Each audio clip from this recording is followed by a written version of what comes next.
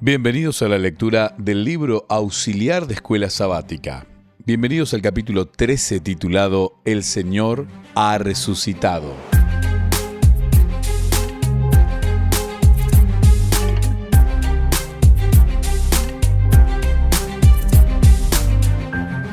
Abre una versión moderna de la Biblia en Marcos capítulo 16 y encontrarás 20 versículos como en la mayoría de las versiones anteriores.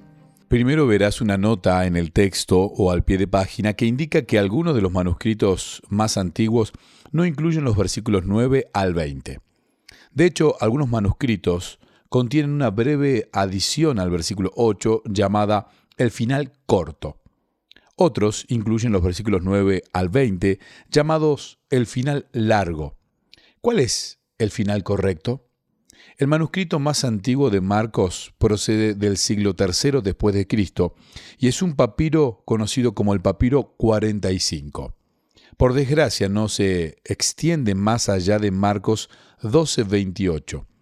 Aparte de él, los dos manuscritos griegos más antiguos que contienen el final de Marcos son el Códice y el Códice Vaticano, que son excelentes manuscritos del siglo IV después de Cristo.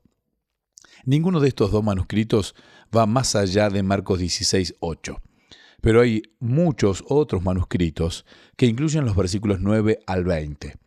El más antiguo de ellos data del siglo V después de Cristo.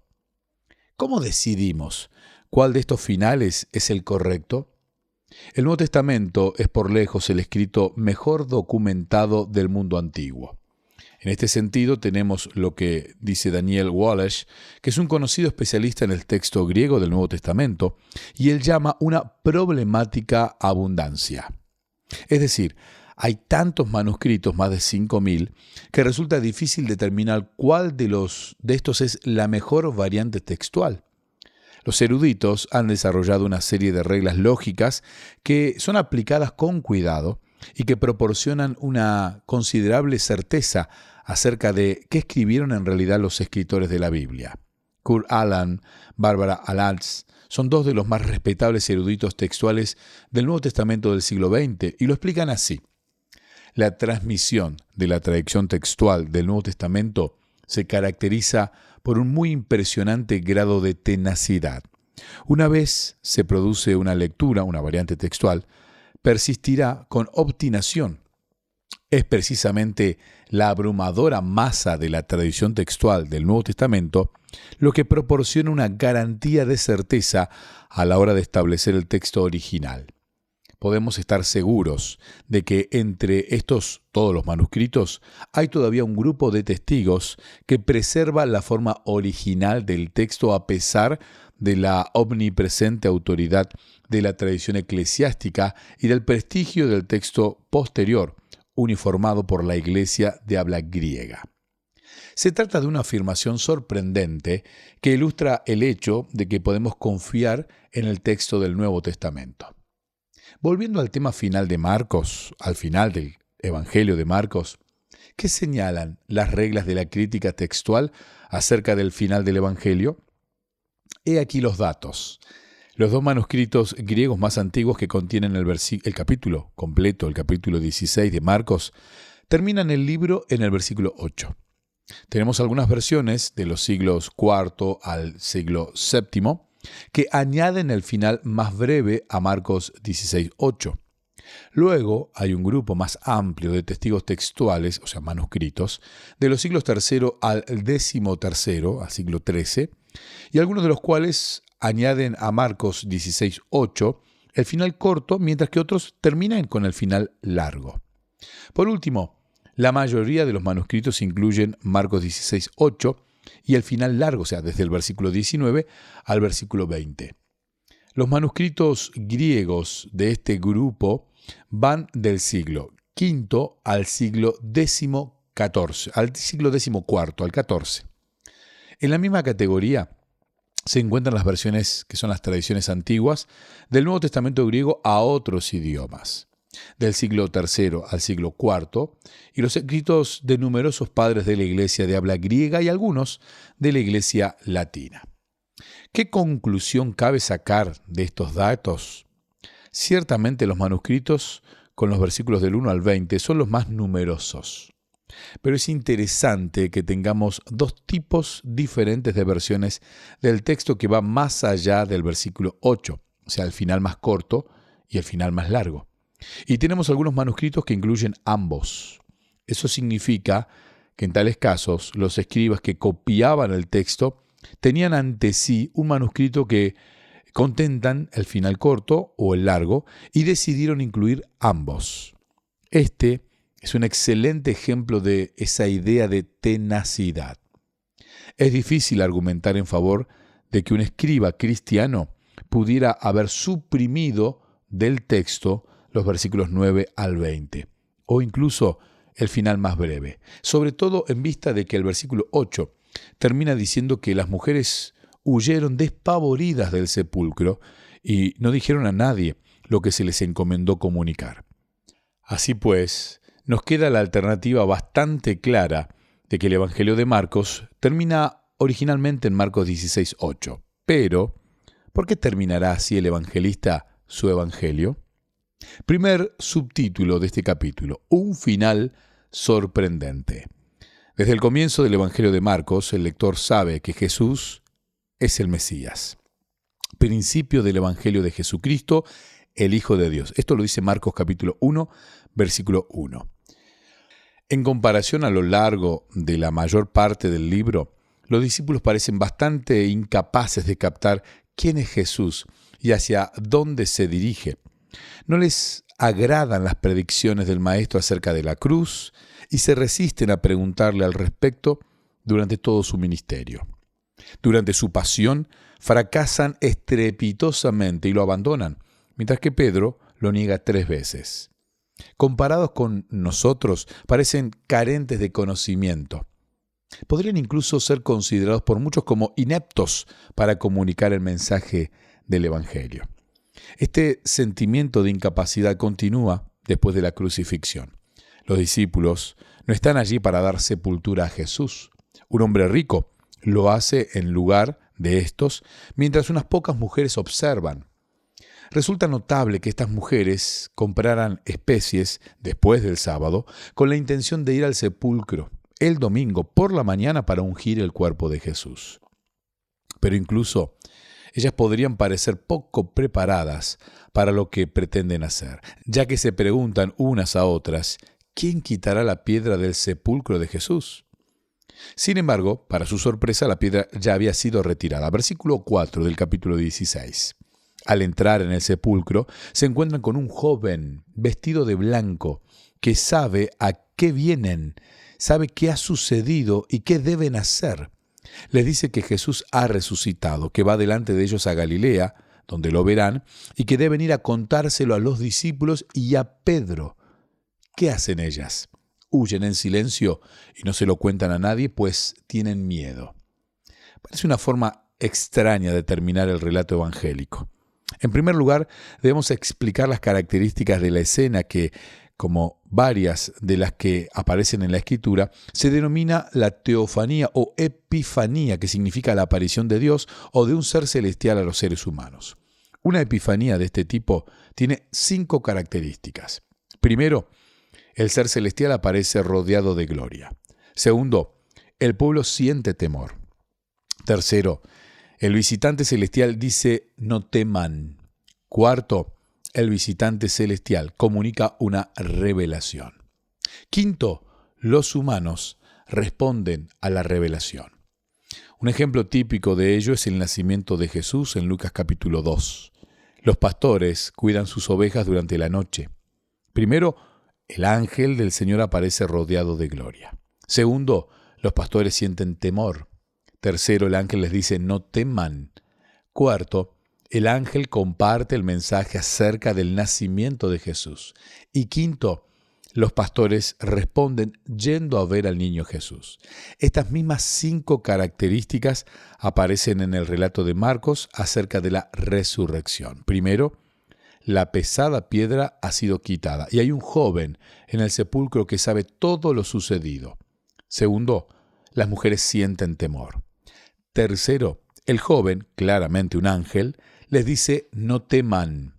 El ángel les dice a qué han venido qué ha sucedido y qué deben hacer. Las mujeres huyen despavoridas y no cuentan a nadie lo sucedido. Todo encaja perfectamente, excepto el último punto, porque la pregunta que todos nos hacemos es ¿por qué no le dieron o no le dirían a nadie? Forma parte del motivo revelación secreto que recorre todo el Evangelio de Marcos, en el que Jesús suele decirle a la gente que no digan nada acerca de un milagro o de quién es Él. Por ejemplo, el leproso curado en Marcos capítulo 1, Jairo y su esposa en Marcos capítulo 5, la gente que ve a Jesús curar a un sordo mudo en Marcos capítulo 7, y sus propios discípulos en Marcos capítulo 8, que reciben instrucciones de no decir quién es Él. Al mismo tiempo, el poder de Jesús se revela con frecuencia. Expulsa a un demonio en la sinagoga de Capernaum, Marcos capítulo 1. Cura la mano seca de un hombre en la sinagoga, Marcos capítulo 3. Libera a un endemoniado que va proclamando lo que Jesús hizo por él. Y sana a la mujer que padecía de una gran pérdida de sangre, exponiendo luego la verdad acerca de lo sucedido ante todos. Hemos visto antes que cuando Jesús dice a la gente que no cuente algo, normalmente desoyen su pedido y lo hacen de todos modos. Ahora, en Marcos capítulo 16, se dice a las mujeres que vayan y lo cuenten, pero ellas huyen despavoridas y no le dicen a nadie. La característica constante de estos encuentros es que la gente no hace lo que se le dice que tienen que hacer. ¿Qué debemos pensar acerca de este detalle, sobre todo en Marcos 16, donde se pasa de no lo compartan a vayan y denlo a conocer? Una analogía puede ayudar a este punto. Los padres y los abuelos disfrutan al leer relatos a sus hijos y a sus nietos. Es una maravillosa rutina fomentar las relaciones y permite a los mayores compartir valores. Es habitual que un padre le diga al hijo, elige tú el libro que quieres que te lea. Y aquí que el niño elige el mismo libro que ha elegido cada noche durante mucho tiempo. Si los padres dicen, ¿no te gustaría leer otro libro? La respuesta suele ser, no, me gusta este. A veces esto afecta a los padres al punto de que deciden hacer algo para modificar la rutina, como pasar por alto una página o modificar el final. He tenido la experiencia personal de pasar por alto accidentalmente una página, algo a lo que los niños suelen responder pidiéndonos que volvamos atrás, pues quieren escuchar la historia completa. Si cambio el final, el niño dirá, papá, el relato no termina así, cuéntamelo como es debido. Podemos aprender lecciones importantes de los niños. Esto es lo que ocurre en el final del Evangelio de Marcos. Huir con miedo y no contar a nadie no es como termina la historia. Con su silencio, aquellas mujeres la dejaron inconclusa la historia. Alguien tiene que ir y contarla. ¿Quién será esa persona? Tú, el lector de Marcos. A lo largo de Marcos, el lector, hasta por encima de los personajes en cuenta, los que se van a relatar en la historia de Marcos, sabe muy bien quién es Jesús y hacia dónde se dirige. Esto puede crear una sensación de superioridad, pero aquí, al final del libro, el evangelista cambia la situación con un final abierto que constituye un llamado al lector. Evidentemente, alguien contó lo ocurrido en la tumba vacía, o que vio y oyó allí, pero Marcos deja el final de su informe abierto y su explicación como una manera de desafiar al lector a que sea él quien vaya y comparta la buena noticia acerca de la muerte y de la resurrección de Jesús. Otro subtítulo de este apasionante capítulo es el final del Evangelio de Marcos y del relato. Podemos ver cómo esta información acerca del final abierto de Marcos 16 armoniza con el motivo revelación secreto que recorre todo el libro. Si este termina en Marcos 16:8, al aspecto secreto de este binomio o dupla llega a su clímax total, con un llamamiento encubierto al lector para que vaya y comparta la buena noticia. Esta conclusión concuerda con la decisión textual a la que han llegado los eruditos sobre los distintos finales de Marcos. Marcos 16:8 es el final más probable del libro. Si los datos literarios concuerdan con los textuales, tenemos más argumentos a favor del final más probable del libro, tal como lo escribió el evangelista. Pero esto puede molestar a algunos que han leído Marcos 16 del 9 al 20 durante mucho tiempo y consideran que es el verdadero final del libro. Esas personas encuentran consuelo en el contenido final largo que tiene paralelos con todo el Nuevo Testamento. Marcos 16, del 9 al 11, Jesús se apareció primero a María Magdalena, lo mismo que dice Lucas, capítulo 29, y lo mismo que dice Juan, capítulo 20. Marcos 16, del 12 al 13, Jesús se apareció a los dos en el campo, lo mismo lo relata Lucas 24, versículo 13 al 35. Tercero, Marcos 16, 14, Jesús se le apareció a los 11. Lucas 24, 36 al 43 también lo relata, y Juan, capítulo 20, versículo 19, versículo 24 al 29, también cuentan la misma historia. Marcos 16, 15, Jesús encomienda a los discípulos que prediquen, Mateo capítulo 28 también lo relata. Marcos 16, 16, el creyente salvado y el incrédulo condenado. Juan capítulo 3, Hechos capítulo 2, Primera de Pedro capítulo 3 también cuentan lo sucedido. Sexto, Marcos 16, 17, las señales que acompañaron a los creyentes son la expulsión de demonios y la capacidad de hablar nuevas lenguas. Esto también lo va a decir Hechos capítulo 2, Hechos capítulo 16 y el libro de Hebreos capítulo 2. Séptimo, Marcos 16, 18, los creyentes pueden levantar serpientes y sanar a los enfermos. La misma historia la relata Hechos capítulo 28, versículo 1 al 10. Octavo, Marcos 16, 19, Jesús asciende a la diestra de Dios. Hechos capítulo 1, capítulo 2, Efesios capítulo 1 cuentan exactamente lo mismo que relata Marcos. Marcos capítulo 9, versículo 16, noveno punto para tener en cuenta. Marcos capítulo 16, versículo 20, la predicción de los apóstoles es acompañada de señales. Hechos capítulo 1, Colosenses capítulo 1 y Hebreos capítulo 2 cuentan lo mismo que nos relata este final del libro de Marcos.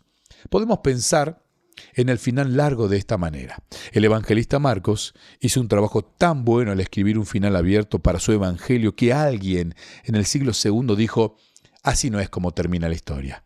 Así no termina un evangelio. Y esa persona elaboró un final acorde con los demás escritos del naciente Nuevo Testamento que circulaban entre los cristianos y lo añadió a Marcos capítulo 16, desde el 8 en adelante. Último subtítulo, un final abierto. Conviene hacer una observación más. Algunos lectores modernos pueden considerar que Marcos 16, 8 es un final abierto demasiado sofisticado para un documento antiguo. ¿Tendría realmente el evangelista la habilidad literaria para narrar la historia de esta manera, impulsando al lector a ir y contarlo? La información anterior sugiere que la respuesta es afirmativa, pero también tenemos la corroboración de otros relatos abiertos de la propia Biblia. La parábola del hijo pródigo tiene un final abierto. ¿Entró el hermano mayor en la casa? El libro de Jonás tiene un final abierto.